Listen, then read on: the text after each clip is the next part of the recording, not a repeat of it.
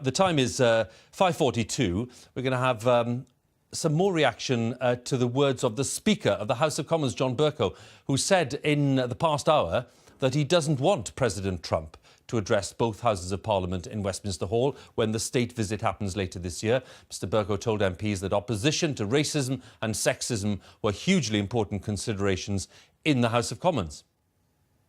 I would not wish to issue an invitation to President Trump to speak in the Royal Gallery. And I conclude by saying to the honourable gentleman this: we value our relationship with the United States. If a state visit takes place, that is way beyond and above the pay grade of the Speaker. However, as far as this place is concerned, I feel very strongly that our opposition to racism and to sexism and our support for equality before the law and an independent judiciary are hugely important considerations in the House of Commons. The scenes there in the House of Commons just a short while ago. Let's go straight to the central lobby and talk to the leader of the Liberal Democrats, Tim Farron. Tim, thanks for coming to talk to us. A remarkably outspoken intervention there by the Speaker. Was he right?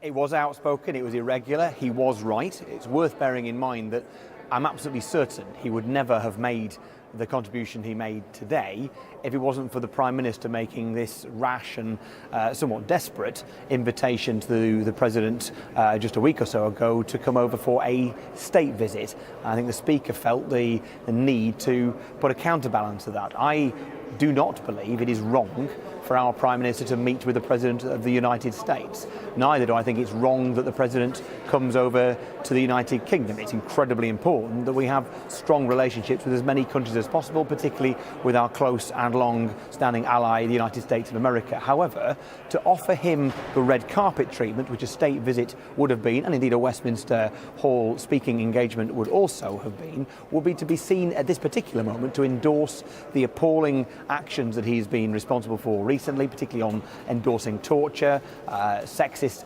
actions and comments, and of course most recently the Muslim entry ban. Lots of people watching, Mr Farron, will think, what's the difference between inviting President Trump to Westminster Hall or to speak to people in the Royal Gallery, which is the other forum, of course, for visitors to come and speak, including lots of prominent leaders in the past. Really, these are procedural things, ceremonial things, or are they more than that? Well, they are more than that, and a picture can paint a thousand words, and I think it seems to me that whereas people with, shall we say, an even worse human rights record than Donald Trump have been invited to this place in the past, and people will point out inconsistency, I am sure, but this is about making sure you react appropriately at the appropriate time. And the Prime Minister has put this country in a very weak and difficult position by, I think, probably out of self-inflicted desperation because of the hard Brexit choice she has made, which has cut us off from our single market allies, that she's now desperate for a quick deal with the United States, irrespective of whether or not it's in our interests to do a quick deal. And that means that she's rolled out the red carpet to Donald Trump, and the Speaker feeling, I think, to put the balance in play, to say that he will not be welcome to have the red carpet rolled out for him here in this place. He would not have done this, I am certain, had the Prime Minister not made that desperate offer of a state visit just the other week.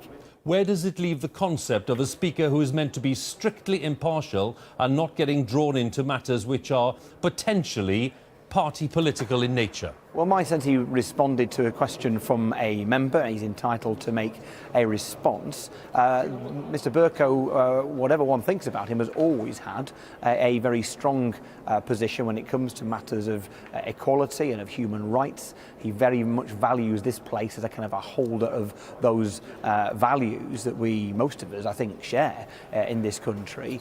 I think he would not have even dreamt of making the comments he had if it wasn't for the Prime Minister putting him and indeed all of us in a very difficult position by making this rash and rather desperate offer of a state visit just last week. So I think, Theresa May is the one you should perhaps point the finger at. And we are seeing images of that visit as you speak, Tim. Tim Farron, it's good of you to join us at Westminster. Thanks very much indeed. Thank you.